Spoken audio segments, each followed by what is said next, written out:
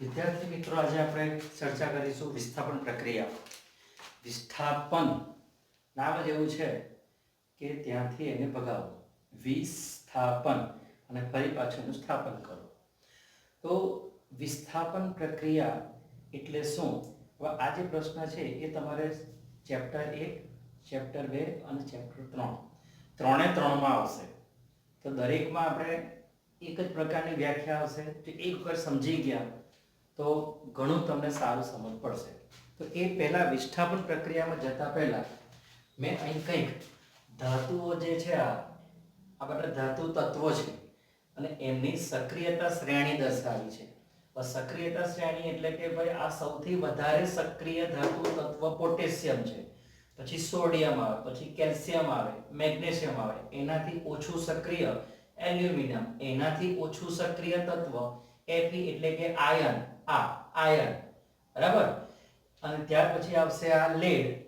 Hydrogen એ તત્વ જે છે એ ધાતુ પણ નથી અને અધાતુ પણ નથી, એટલે ત્યાંથી સક્રિયતા એકદમ ઘટવા માંડે છે. એટલે કે ત્યાર પછી આવે છે કોપર, ત્યાર પછી Hg એટલે મર્ક્યુરી એટલે પારો, Ag એટલે ચાંદી અને Au એટલે સોનું.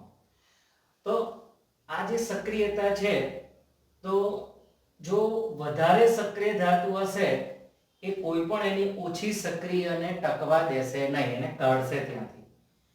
એટલે કે ધારો કે સોડિયમ અને મેગ્નેશિયમ હોય તો મેગ્નેશિયમને ભાગવું પડે, આયર્ન અને મેગ્નેશિયમ હોય તો આયર્નને ભાગવું પડે, આયર્ન અને કોપર હોય તો કોપરે ભાગવું પડે. એટલે કે આ જે સક્રિય ધાતુ તત્વો હોય તો જે ઓછા સક્રિય છે એને જવું પડે, અને એ જે જવું પડે એને જ આપણે કહીએ છીએ વિસ્થાપન પ્રક્રિયા. તો આ તો તમારા આના પછીના ચેપ્ટરમાં પણ કામ લાગશે. ખાસ કરીને જે ત્રીજું ચેપ્ટર છે એમાં આખી શ્રેણી તમારે તૈયાર કરવાની છે આવી. તો આ એક યાદ રાખવા માટે છે કે કાના કા માલ, એક મારે વચ્ચે રહી ગયો, જો જુઓ, ઝિંક આલે. કાના કા માલ जिंक आले, हाइड्रोजन को पारो चांदी सोन. काना का माल जिंक आले, हाइड्रोजन को पारो चांदी सोन. पारो એટલે Ag, ચાંદી એટલે Ag, સોનું એટલે Au. ફરીથી આપણે બોલીએ, કાના કા માલ जिंक आले, हाइड्रोजन को पारो चांदी सोन.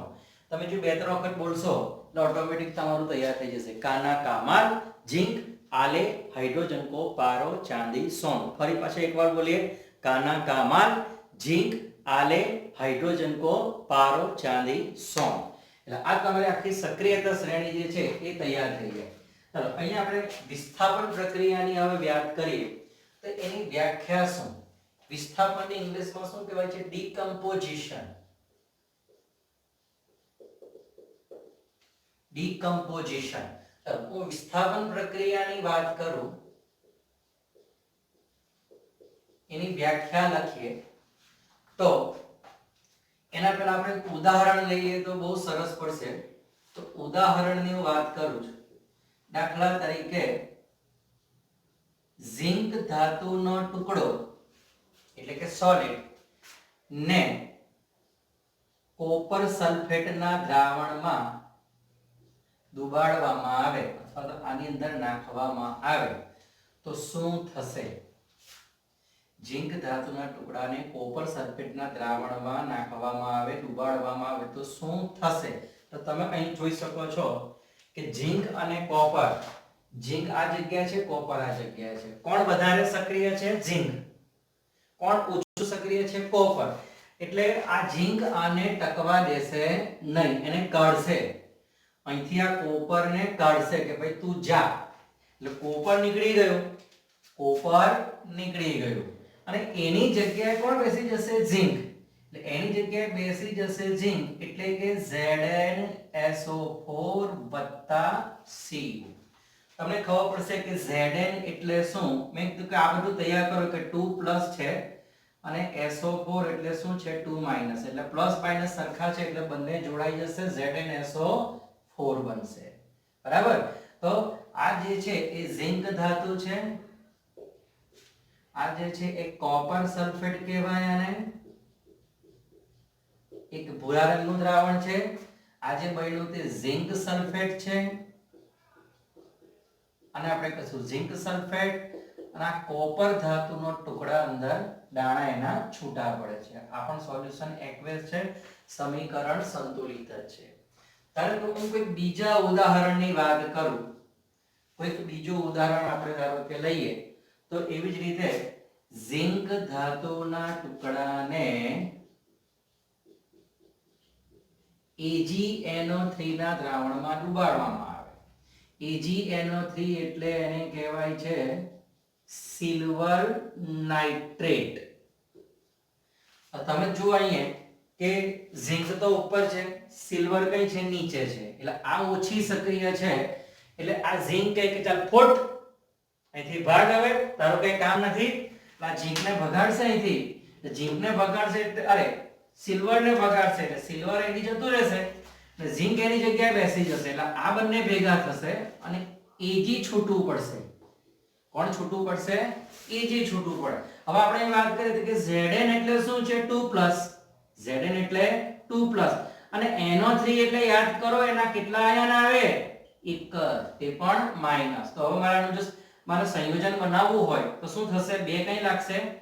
NO3 ને એક આને લાગશે, એટલે અહીં બનશે Zn બ્રેકેટમાં NO3 twice. એટલે જ કહીએ છીએ સમીકરણો બનાવતા પહેલા શીખી જાવ, જે બેઝિકમાં મેં શીખવાડ્યું છે તે બહુ જ કામ લાગશે આગળ જતા. તો આ શું બન્યું? આ ઝિંક છે, આ નાઇટ્રેટ છે, એટલે નામ થઈ ગયું ઝિંક નાઇટ્રેટ. નામ થઈ ગયું ઝિંક નાઇટ્રેટ. હવે આ સમીકરણને મારે સંતુલિત કરવાનું છે. સ્વાભાવિક છે કે જો Zn એક છે, Ag પણ એક છે, નાઇટ્રોજન 2 છે, અને ઓક્સિજન આ બાજુ 6 છે તો આ બાજુ 3 છે, એટલે મારે અહીંયા 6 લાવવા માટે અહીંયા 2 મૂકવા પડશે, એટલે ઓક્સિજન 6 થઈ ગયા, નાઇટ્રોજન જુઓ 2 થઈ ગયા, આ પણ જ 2 છે, તો આખું સમીકરણ તમારું સંતુલિત થઈ ગયું. હવે હું વ્યાખ્યાની વાત કરું કે હવે આપણે વ્યાખ્યા કઈ રીતે આપણે સેટ કરીશું. તો આ એક રાસાયણિક પ્રક્રિયા છે, એટલે કે જે રાસાયણિક પ્રક્રિયામાં શું થયું? આ ઝિંક હતું એક તત્વ, એક કોપર તત્વ હતું. ઝિંક તત્વ કેવું છે? વધુ સક્રિય. કોપર કેવું છે?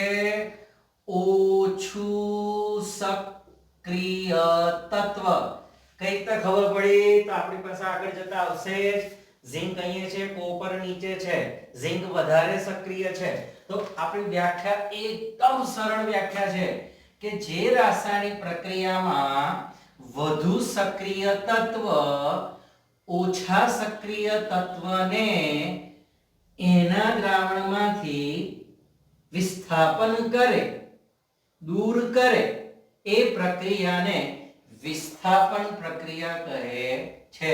એટલે કે જે રાસાયણિક પ્રક્રિયામાં વધુ સક્રિય તત્વ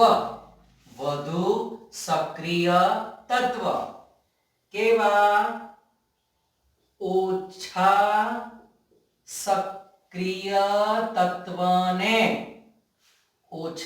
સક્રિય તત્વને ક્યાંથી કાઢ્યો? ભાઈ એનું જ બનાવેલું દ્રાવણ હતું.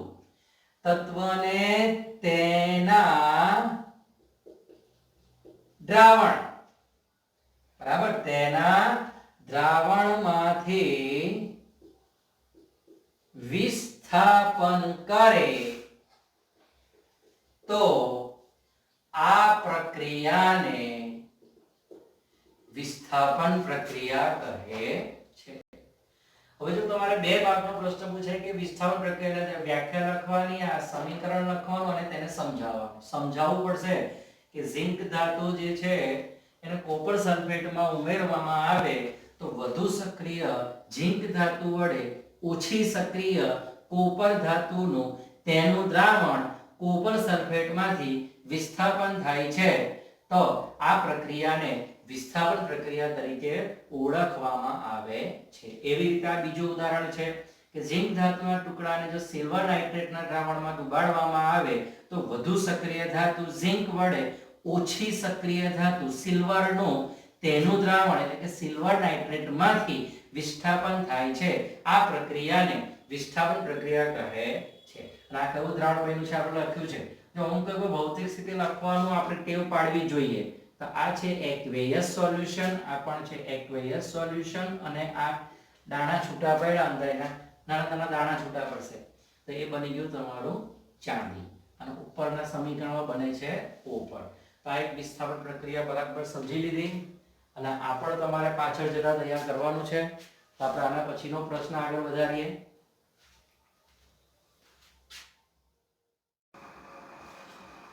તો હવે આપણે ચર્ચા કરીએ દ્વિવિસ્થાપન પ્રક્રિયાની. દ્વિવિસ્થાપન પ્રક્રિયા કોને કહે છે? દ્વિવિસ્થાપન પ્રક્રિયા કોને કહે છે? મારે આગળ જે અંગ્રેજી શબ્દ બોલવાનો ભૂલ થઈ ગઈ. વિસ્થાપન એટલે ડીકમ્પોઝિશન નહીં પણ ડિસ્પ્લેસમેન્ટ. તો આને હું કહીશ ડબલ ડિસ્પ્લેસમેન્ટ. ડબલ ડિસ્પ્લેસમેન્ટ અંગ્રેજી શબ્દ જે છે એ સાથે એટલા માટે રાખવો જોઈએ કે આગળ જતા જે હું અભ્યાસ કર્યો છું 11-12 માં તે વખતે તમારે કેટલીક બુક્સમાં જે છે એ આવા વર્ડ્સનો જરૂર પડશે. અને ખાસ કરીને જે કોમ્પિટિટિવ એક્ઝામ આવે છે, JEE છે, નીટ છે, એ બધામાં તમારે અંગ્રેજી મીડિયમમાં જ અંગ્રેજી માધ્યમમાં જ કદાચ પરીક્ષા આપવી પડે. તો એના માટે અત્યારથી આવા શબ્દો જાણી લીધા હોય તો સારું. તો ડબલ ડિસ્પ્લેસમેન્ટ એટલે દ્વિવિસ્થાપન નો મતલબ જ કહે છે કે બે વખત થતું વિસ્થાપન. એક સાથે બે વિસ્થાપન થતા હોય તો એવા વિસ્થાપનને આપણે દ્વિવિસ્થાપન કહી શકીએ. તો વ્યાખ્યા લખીએ કે જે રાસાયણિક પ્રક્રિયામાં બે પ્રક્રિયકો વચ્ચે આયનોની આપ-લે થતી હોય તેવી રાસાયણિક પ્રક્રિયાને દ્વિવિસ્થાપન પ્રક્રિયા કહે છે. હવે આના ઉદાહરણ સ્પેસિફિક અમુક યાદ રાખવા જ પડે. જ્યારે પેલા વિસ્થાપનનું ગમે તે ઉદાહરણ લઈ શકો તો ચાલશે. આમાં કેટલાક આપણે ઉદાહરણ યાદ રાખવા પડશે. ઉદાહરણ તરીકે સોડિયમ સલ્ફેટ ને બેરિયમ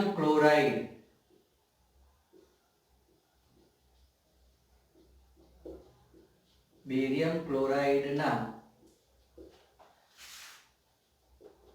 દ્રાવણમાં ઉમેરવાથી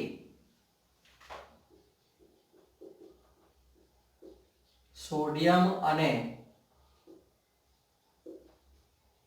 બેરિયમ વચ્ચે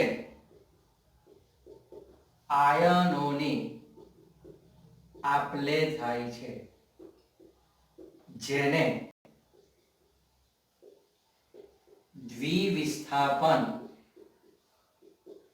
પ્રક્રિયા કહે છે.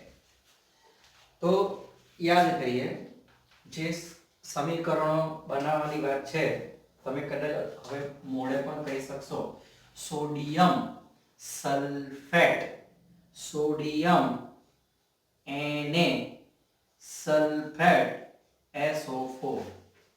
બોલો કયું સમીકરણ બનશે? સંયોજન કયું બનશે? સલ્ફેટ એટલે 2 લાગે 1 એટલે અહીંયા આવશે Na2SO4.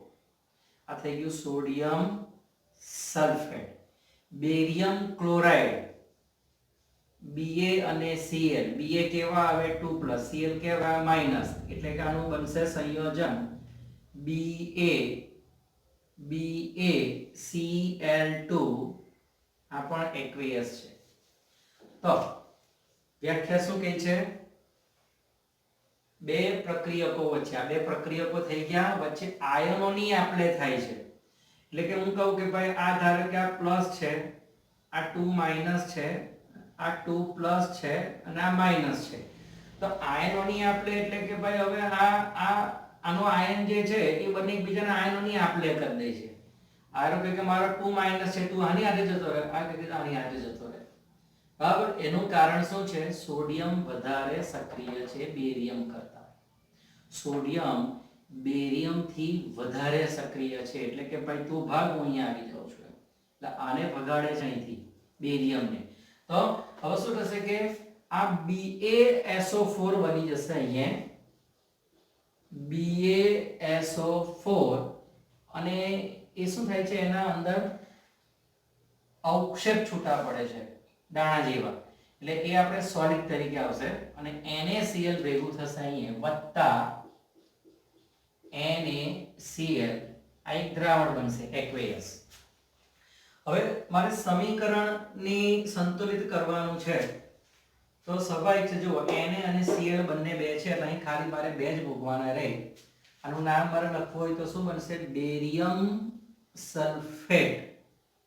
Barium sulphate. અને આપણને ખબર છે કે મીઠાનું દ્રાવણ એટલે કે સોડિયમ ક્લોરાઇડ. Sodium chloride. તો આ થઈ ગયું તમારું દ્વિવિસ્થાપન નું સમીકરણ. બોર્ડની અંદર જ્યારે જ્યારે જે સમીકરણ લખો એટલે બધું બોક્સ બનાવવાની ટેવ પાડો. એક બહુ સારી નિશાની છે, અને પ્રક્રિયકને પણ તપાસવાનું કેવું લાગે છે? સરળ લાગે છે. તો દ્વિવિસ્થાપન ખબર પડી ગઈ તમને? જે રાસાયણિક પ્રક્રિયામાં બે પ્રક્રિયકો વચ્ચે આયનોની આપલે થતી હોય, આયનોની આપલે થતી હોય તેવી રાસાયણિક પ્રક્રિયાને દ્વિવિસ્થાપન પ્રક્રિયા કહે છે. વિડિયોને પોઝ કરીને ફરીથી સમીકરણ બધું લખેલું એક વખત, તો તમને ખ્યાલ આવશે. વિસ્થાપન પ્રક્રિયા સમજી લીધા પછી આપણે એની પ્રવૃત્તિની વાત કરીએ. તો પ્રવૃત્તિ, વિસ્થાપન પ્રક્રિયાની પ્રવૃત્તિ સમજવી. લોખંડની ખીલી, 3 ખીલી લેવાની છે, અને 2 કસનળી લેવાની છે. બંને કસનળીની અંદર 10 ml કોપર સલ્ફેટનું દ્રાવણ. આ જે દ્રાવણ છે કેટલું લેવાનું છે? 10 ml બંને કસનળીમાં. હવે 3 લોખંડની ખીલી લેવાની અને કાચ પેપરથી સાફ કરી દેવાની છે આપણે. 3 ખીલીને સાફ કર્યા પછી 2 ખીલી જે છે તેને કસનળી B માં જે કોપર સલ્ફેટનું દ્રાવણ છે એમાં દોરી વડે બાંધીને આવી જે આકૃતિમાં સાધનો મૂક્યા છે એવી રીતે મૂકી દો. એટલે કે આ લોખંડની ખીલી છે, દોરી સાથે બાંધેલી છે, અને એમાં કોપર સલ્ફેટનું દ્રાવણ છે. હવે કોપર સલ્ફેટનું દ્રાવણ જે છે એનો રંગ કેવો હોય છે? તો કે ભાઈ ભૂરા રંગનું દ્રાવણ છે. કોપર સલ્ફેટ એ ભૂરા રંગનું દ્રાવણ છે. બરાબર. હવે જ્યારે આ ખીલીને આપણે રહેવા દઈએ છે અને થોડી વાર પછી આપણે પ્રયોગને જોઈએ, તો કેટલાક પ્રશ્નો જે છે એ તમારે પ્રવૃત્તિમાં પૂછવામાં આવ્યા છે કે આ જે લોખંડની ખીલી છે તેનો રંગ કેવો બને છે. તો આ જે 2 ખીલી આપણે લીધી છે અને એક ખીલી જે છે એ કમ્પેરિઝન માટે, એને સરખામણી કરવા માટે રાખવાની છે કે ભાઈ આ પ્રયોગ કર્યા પછી આ બંને ખીલીના આમાં શું ફરક આવે છે. તો આ જે બંને ખીલી છે એ કથ્થઈ રંગની બને છે. કથ્થઈ રંગની ખીલી બને છે. તમે સમજો કે આ ખીલી કથ્થઈ રંગની કેવી રીતે બની ગઈ? તો આ જે કોપર છે, કોપર એનો રંગ એની પર ચડે છે. આ કોપર છે એનો એની પર શું ચડે છે? રંગ ચડે છે. શું બંને કસનળીમાં તમે દ્રાવણના રંગની સરખામણી કરો તો કોપર સલ્ફેટનો રંગ કેવો બને છે? તો જે ભૂરા રંગનું દ્રાવણ હોય છે એ પ્રક્રિયા થઈ ગયા પછી આછા લીલા રંગનું બને છે. એટલે દ્રાવણનો રંગ બદલાઈ ગયો. ભૂરો રંગમાંથી કેવો બની ગયો? આછો લીલો થઈ ગયો. તો આમાં કઈ પ્રક્રિયાનું સમીકરણ કઈ રીતે બનશે? તો આપણને ખબર છે કે લોખંડની ખીલી એટલે કે Fe. લોખંડ એટલે આયન, આયન એટલે Fe. બરાબર. કોપર સલ્ફેટ Cu એટલે કોપર. એટલે આ થઈ ગયું આપણું કોપર સલ્ફેટનું દ્રાવણ CuSO4. આ ખીલી છે, આ કોપર સલ્ફેટનું દ્રાવણ છે. તો સ્વાભાવિક છે, તમે જુઓ તત્વમાં કોણ વધારે સક્રિય છે? આયન વધારે સક્રિય છે કે કોપર? તો કે આયન. હવે આયન વધારે સક્રિય છે એટલે એ શું કરશે? વિસ્થાપન કરશે. કોનું વિસ્થાપન કરશે? કોપરનું. કેમ વિસ્થાપન કરશે? ઓછું સક્રિય છે. કોનામાંથી વિસ્થાપન કરશે? કોપરના જ દ્રાવણમાંથી. એટલે આપણે જો વિસ્થાપનની વ્યાખ્યા યાદ કરો, કઈ હતી? જે રાસાયણિક પ્રક્રિયામાં વધુ સક્રિય તત્વ ઓછા સક્રિય તત્વને તેના જ દ્રાવણમાંથી વિસ્થાપન કરે એ પ્રક્રિયાને વિસ્થાપન પ્રક્રિયા કહે છે. એનો મતલબ કે હવે Fe અને SO4 ભેગા થશે. હવે યાદ કરીએ કે Fe એટલે 2+ અને SO4 એટલે 2- એટલે બંને સીધા ભેગા થઈ જશે. FeSO4 વત્તા કોપર છૂટું પડ્યું. અહીંયા FeSO4 એ દ્રાવણ છે, કોપરના દાણા જે છે એ છૂટા પડે છે, થીલી ઉપર જમા થાય છે અને કેટલાક નીચે તમને તપકેરાના દાણા જોવા મળે કસનળીના નીચેના ભાગમાં. તો અહીંયા સમીકરણ સંતુલિત છે. આ કોપર સલ્ફેટ અને આપણે લખીશું કોપર સલ્ફેટ, જેનો રંગ કેવો છે? ભૂરો રંગ છે. આ રંગ કેવો છે? ભૂરો. અને આ જે બન્યું એને કહેવાય ફેરસ સલ્ફેટ. એનો રંગ કેવો છે? લીલો રંગ, એટલે આછો લીલો રંગ. આછો લીલો રંગ. બરાબર. તો આ આખું તમારું વિસ્થાપન પ્રક્રિયાનું શું બન્યું? સમીકરણ. અને તમને હજુ પ્રવૃત્તિમાં પૂછે છે કે આ પ્રક્રિયાનું નામ શું? આ પ્રક્રિયાનું નામ શું છે? વિસ્થાપન. જો જેટલી પણ પ્રવૃત્તિ છે એ તમને અન્ડરસ્ટેન્ડિંગ માટે છે. મોટા ભાગે પરીક્ષાનો પ્રશ્ન ન બને પણ તૈયારી કરી લેવી સારી. કેમ કે જો કોઈ કારણસર પૂછાઈ જાય તો તમે એને પ્રયોગની રીતે પણ તમે લખી શકો. તો આપણો આજનો ટોપિક પૂરો થયો, આખો વિસ્થાપન પ્રક્રિયા. અને જેટલા પણ પ્રશ્ન છે પાછળ સ્વાધ્યાયમાં ખાલી જગ્યામાં એ બધાની તમે ચર્ચા કરો, બીજા સમીકરણ બનાવવાનો પ્રયત્ન કરો. આમાંથી તમે કોઈ પણ લઈને તમે બનાવી શકો છો. જેમ કે હું PbSO4 અને કેલ્શિયમ વચ્ચે પ્રક્રિયા કરીને બી બનાવી શકું છું. Pb અને Cu વચ્ચે બી પ્રક્રિયા થઈ શકે છે. તો ઘણી વખત તમને ખાલી જગ્યામાં એવા પ્રશ્ન પૂછે કે ભાઈ ફેરસ સલ્ફેટના દ્રાવણમાં કોપર ધાતુનો ટુકડો નાખે તો આ કેવું બાજુ ફેરસ સલ્ફેટના દ્રાવણમાં કોપર સલ્ફેટ ટુકડો નાખે તો શું આમ રિવર્સ પ્રક્રિયા થશે? નહીં થાય. કારણ કોણ વધારે સક્રિય છે? આયન. કોનાથી? કોપર. એટલે આ આને છૂટો કરી શકે નહીં. એની તાકાત જ નથી કે આમાંથી છૂટો કરી શકે. એટલે આવા ઘણા પ્રશ્નો ખરા ખોટામાં તમારે પૂછાય. બરાબર. એવી રીતે ઊંધો પ્રશ્ન ધારો કે બનાવો કે કોપર સલ્ફેટના દ્રાવણમાં જો કેલ્શિયમ સલ્ફેટના દ્રાવણમાં કોપર ધાતુનો ટુકડો નાખતા શું થશે? કશું જ નહીં થાય. પ્રક્રિયા થશે નહીં. આ બધું તમારું બેઝિક પાકું હશે તો ગમે તેવો પ્રશ્નનો તમે જવાબ આપી શકશો. પછી ઘણા વિદ્યાર્થીઓ શું કહે છે કે ભાઈ અમને પરીક્ષામાં ચોપડીની બહારના પ્રશ્ન પૂછાય. ચોપડીની બહારનું કશું પૂછતા જ નથી. હા, એ પ્રશ્ન તમે નહીં વાંચ્યો ત્યારે તો આમાં હું ગમે બીજા 20 પ્રશ્નો બનાવી શકું છું ખરા ખોટા માટેના અને ખાલી જગ્યાના. એ બધા કે ચોપડીમાં થોડા આવે તમારા અન્ડરસ્ટેન્ડિંગ થી છે. એટલે તમારું અન્ડરસ્ટેન્ડિંગ કેવું છે તમારે એનો ઉપર લાવો લેવલ કે તમે કેવું સમજી રહ્યા છો. અને પછી તમે બૂમો પાવાનું બંધ કરો કે ભાઈ આ ચોપડીની બહારનું પૂછાય. ચોપડીની બહારનું કશું પૂછાતું જ નથી. બરાબર છે. એટલે ફરીથી તૈયારી કરો આની વ્યવસ્થિત. અને જે પાછળના ઓબ્જેક્ટિવ પ્રશ્નો છે MCQ એની પર જુઓ વિસ્થાપનના આધારે કયા કયા છે. બરાબર. Okay, bye bye.